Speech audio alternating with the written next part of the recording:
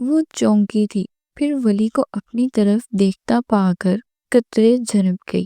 میں سوچ رہی تھی کہ میں فیشن ڈیزائننگ میں ماسٹرز کر لوں تو اس میں مشکل کیا ہے، تمہارے پاپا ہر طرح کی مہنگی تعلیم افورڈ کر سکتے ہیں، ولی نے ہلکے پھلکے انداز میں کہتے ہوئے اس کے ہاتھ میں کوک تھما دی۔ وہ بھی پھیکے سے انداز میں مسکرا دی۔ صبح تک شانی کا بخار اتر گیا تھا۔ 10 بجے تک وہ اسے گھر لے کر آئی تھی۔ گلبخت بھی آ چکی تھی اور اب شانی کو یرکان کے نقصانات کے متعلق بتا رہی تھی۔ انگریزی دوائیاں کھانے کی ضرورت نہیں، میں تمہیں گوٹ سے دوائی منگا کر دوں گی، ہیبت خان بہت اچھا حکیم ہے۔ گلبخت ہمدردی سے شانی کا سر دباتی رہی، پھر اسے حکیم کا بنایا ہوا شربت بھی منگوا دیا۔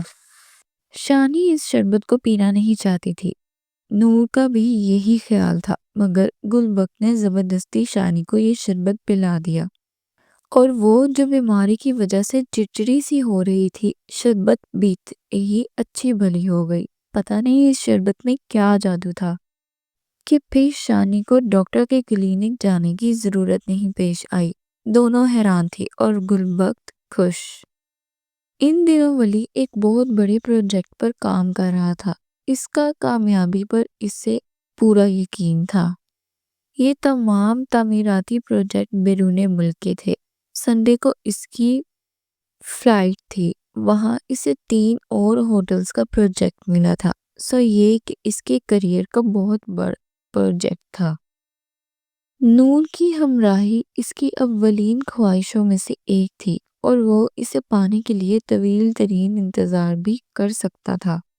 ابھی رات کو ہی تو ولی نے شانی کی خیریت پوچھنے کے لیے فون کیا تھا۔ فون نور نے اٹھایا تھا اور وہ اس سے بہت دلچسپی سے جانوروں کے متعلق پوچھ رہی تھی، اس سے وعدے لے رہی تھی کہ وہ نور کے لیے اعلیٰ نسل کا خرگوش یا کتا لے کر آئے۔ ولی حیران تھا کہ نور کو کپڑوں جیولری کا شوق نہیں تھا، اسے شاپنگ پر جانا پسند نہیں تھا۔ نہ جانے کس روم میں ولی نے اس سے کہہ دیا تھا کہ نور میں تمہیں دنیا گھماؤں گا، اور وہ حیران تھی، پریشان تھی۔ ایسا کیسے ممکن ہے ولی بھائی؟ اس کے لہجے میں بلا کی معصومیت تھی۔ باہر جانا مشکل نہیں، اگر تمہارے پاپا چاہیں تو تمہاری یہ چھوٹی سی خواہش پوری ہو سکتی ہے۔ ہماری بہت سی ایسی خواہشیں ہیں جو پوری نہیں ہو سکتی، اسی لیے میں کسی بھی چیز کا غم نہیں کرتی۔ یہ تو اچھی بات ہے۔ ولی اس کے بلند حوصلے کی ہمیشہ سراہتا تھا۔ اگلی شام وہ بیونس آئرس پہنچ گیا تھا۔ وہ جلد از جلد پاکستان میں نور کے شایان شان گھر بنانا چاہتا تھا۔ اس کے لیے بہت زیادہ سرمایہ کی ضرورت تھی، اسی لیے وہ رات دن کام کرتا تھا۔ یہ جرمنی کا شہر برلن تھا۔ وہ مائلہ آپا سے بات کرنا چاہتا تھا، ان کے اس شدید رد عمل کی وجہ جاننا چاہتا تھا۔ طلاق کا یہ انتہائی فیصلہ انہیں اس وقت کرنا چاہیے تھا جب احمد خان نے شادی کی تھی۔ اب جب کہ ان کے 2 بیٹے بھی ہو چکے تھے، یہ ڈیمانڈ کرنا کہ وہ اپنی بیوی کو چھوڑ دیں، یہ سراسر حماقت تھی۔ وہ مقررہ وقت کے مطابق ڈنر سے پہلے ان کے فلیٹ پر پہنچ چکا تھا۔ مائلہ کے نئے ہسبینڈ سے ملاقات اتفاقاً نہیں ہو سکی تھی، وہ کسی ضروری کام کے سلسلے میں شہر سے باہر گئے تھے۔ رات کو فرصت سے ولی نے مائلہ آپا سے گفتگو کرنے کے بارے میں سوچا، مگر وہ بھی گویا جان چکی تھی۔ تبھی پہلے ہی انہوں نے مصروف سے انداز میں کہا، مجھے صبح کے لیے لیکچر تیار کرنا ہے، تم بھی تھکے ہوئے ہو، ابھی سو جاؤ، پھر بات کریں گے۔ اب مزید بھلا وہ کیا بات کرتا؟ آپا کے سرد رویے کی وجہ سے جو تلخی ابھی وہ فی الحال محسوس کر رہا تھا، رفتہ رفتہ اس کرواہٹ کا اثر زائل ہونے لگا تھا۔ ولی سوچتا تھا کہ کیا احمد خان ازبک اپنی بیٹی کو ولی کے حوالے کر دیں گے، وہ جو ان کی سابقہ بیوی کا بھائی ہے، جسے انہوں نے بہت چھوٹی عمر میں اپنی سرپرستی میں لے لیا تھا۔ کتنے احسان تھے احمد خان کے ان پر، مگر آپا نے ان کی قربانی اور احسان کو یاد نہیں رکھا تھا۔ ان دونوں بھائیوں نے اچھی اور مہنگی ترین تعلیم احمد خان کی بدولت حاصل کی تھی۔ جب مائلہ نے اپنے پہلے شوہر سے طلاق لی تھی اور مالک مکان نے اپنا گھر خالی کروا لیا تھا، ان دنوں رشتہ دار بھی اپنے رنگ بدل چکے تھے۔ تب احمد خان نے ہی انہیں سہارا دیا تھا۔ مائلہ احمد خان کی سیکرٹری تھی۔ پھر ایک دن انہوں نے گھر آ کر بتایا کہ وہ احمد خان سے شادی کر چکی ہیں۔ صرف چند دن بعد وہ سب ازبک ہاؤس میں شفٹ ہو گئے تھے، جہاں ہر طرح کی آسائشیں تھی، ضرورت کی ہر چیز موجود تھی، مگر اپنائیت نہیں تھی۔ آپا کے پاس ان کے لیے وقت نہیں رہا تھا۔ مائلہ نے اپنا تعلیمی سلسلہ دوبارہ جوڑ لیا تھا۔ 10 سال بعد آپا کی احمد خان سے علیحدگی کم سے کم اس کا ذہن قبول نہیں کر رہا تھا۔ انہی سوچوں میں گم وہ نیند کی وادی میں اتر گیا تھا۔ صبح جب اس کی آنکھ کھلی تو وہ یونیورسٹی جا چکی تھی۔ فریش ہونے کے بعد اس نے ناشتہ کیا، پھر اچانک ہی اس کے دل میں شدید خواہش ابھری کہ وہ نور سے بات کرے۔ فون نور نے ہی اٹھایا تھا۔ ولی بھائی، نور کی نیند ایک دم غائب ہو گئی۔ کیسے ہیں ولی بھائی، کب آئیں گے؟ نور نے سوال پوچھنے شروع کر دیے۔ فی الحال تو بہت کام ہے، وہ اسے اپنی کام کی تفصیل بتانے لگا۔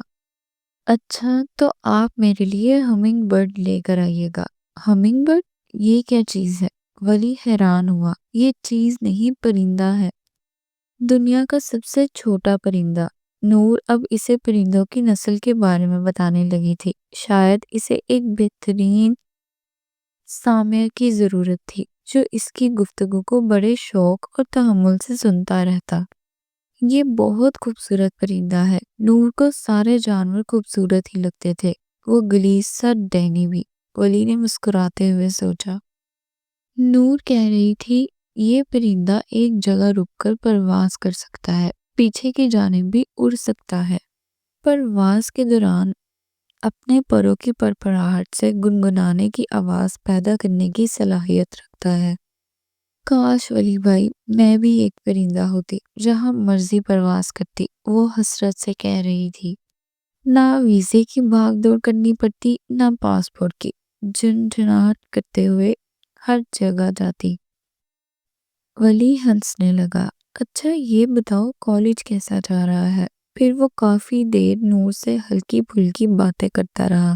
اس کی طبیعت ایک دم فریش ہو گئی۔ تم نے میرا پرس چھینا ہے، وہ جو کوئی بھی تھی بہت تیزی سے اس سے ٹکرائی۔ ولی نے مڑ کر اس لڑکی کی طرف دیکھا، وہ پھولی سانسوں سمیت چیخ رہی تھی۔ کیا بکواس ہے؟ ولی نے غصیلے لہجے میں پوچھا۔ وہ ابھی بھی بینک سے کرنسی چینج کروا کر باہر نکلا تھا جب یہ فضول انگریز لڑکی اس سے ٹکرا گئی تھی۔ تم نے میرا پرس چھینا ہے، وہ لڑکی ایک مرتبہ پھر چلائی۔ بکو مت، ولی دھاڑا۔ لمحے کے ہزارویں حصے میں وہ سمجھ چکا تھا کہ یہ لڑکی صرف پیسے حاصل کرنے کے لیے ڈرامہ کر رہی ہے۔ یورپ میں ایسے فراڈ معمول کی بات تھی۔ تمہارا والیٹ اس وقت مارک سے بھرا ہوا ہے، کہاں سے لیے تم نے اتنے نوٹ؟ ابھی فوراً میری رقم لوٹا دو ورنہ پولیس کو بلوا لوں گی۔ وہ اس کام میں ماہر لگتی تھی۔ پولیس کی دھمکی تو ان لوگوں کی زبان پر ہمیشہ رہتی تھی۔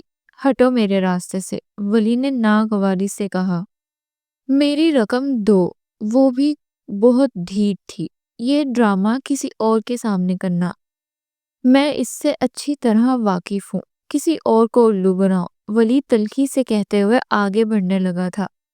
وہ لڑکی بھی بھاگتی ہوئی اس کے برابر چلنے لگی۔ پلیز مجھے تھوڑے سے پیسے دے دو۔ اب اس لڑکی کا لہجہ التجائیہ تھا۔ اس نے میری رقم کہنے کی بجائے بھکاریوں کے انداز میں مانگنا شروع کر دیا۔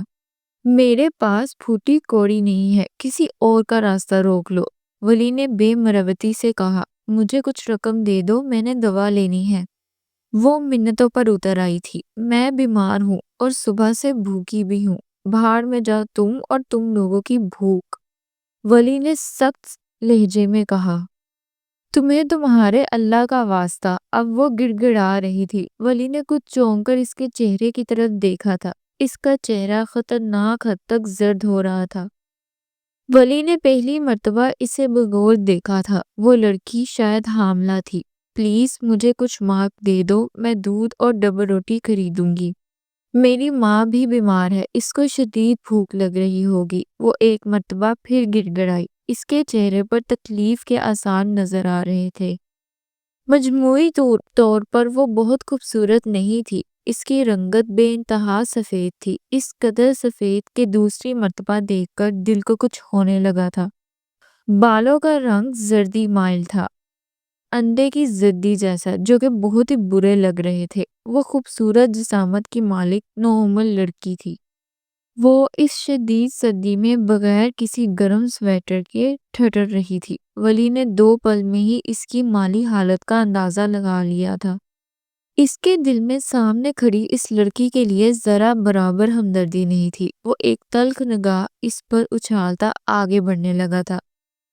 جب وہ ایک مرتبہ پھر اس کے سامنے آ گئی، ادھر ادھر دیکھ کر وہ دھیمی آواز میں بمشکل بولی، میرا نام جیلینا ہے، سب مجھے جیلی کہتے ہیں۔ تم بھی جیلی کہہ سکتے ہو۔ میں تمہارے ساتھ کچھ وقت گزارنے کے لیے تیار ہوں، بس مجھے رقم کے متعلق بتا دو۔ کیا تم مجھے آج کے دن کا راشن خرید کر دے سکتے ہو؟ مائی گاڈ، ولی کا دماغ پھٹنے لگا۔ حالانکہ یورپ میں جگہ جگہ سڑکوں پر کچھ وقت دینے والیاں مل جاتی تھی۔ ولی نے گویا دان پیسے، کوئی کام وام کر لو، کسی کے گھر برتن دھو لو، کچرا اٹھا لیا کرو، کسی ہوٹل میں ڈش واشنگ کر لو۔ وہ دہاڑا، یہ آسان نہیں ہے۔ جیلینا کے آنسو چھلک پڑے۔ جہنم میں جا تم، وہ غصے سے بولا۔ جیلی تقریباً بھاگتے ہوئے اس کے برابر چلنے کی کوشش میں ہلکان ہو رہی تھی۔ میں تمہارے برتن بھی دھوں گی، صفائی بھی کر دوں گی، اور جو تم چاہو گے کروں گی۔ ابھی فی الحال کرسمس کی وجہ سے چھٹیاں ہیں، ان دنوں کام ملنا مشکل ہے۔ آؤ میرے ساتھ۔ ولی نے چڑھ کر قدم بڑھائے۔ بیونس آئرس میں اس کا کام ختم ہو چکا تھا۔ یہاں جرمنی میں اسے ایک اچھی کمپنی میں جاب کی آفر ہوئی تھی، سو وہ چند دن بعد یہاں شفٹ ہو گیا تھا۔ فی الحال وہ ایک کرائے کے فلیٹ میں رہائش پذیر تھا۔ وہ یہاں کچھ سال کام کرنا چاہتا تھا، کم سے کم اتنا سرمایہ اکٹھا کرنا چاہتا تھا کہ پاکستان میں ایک گھر اور ذاتی بزنس شروع کر سکے۔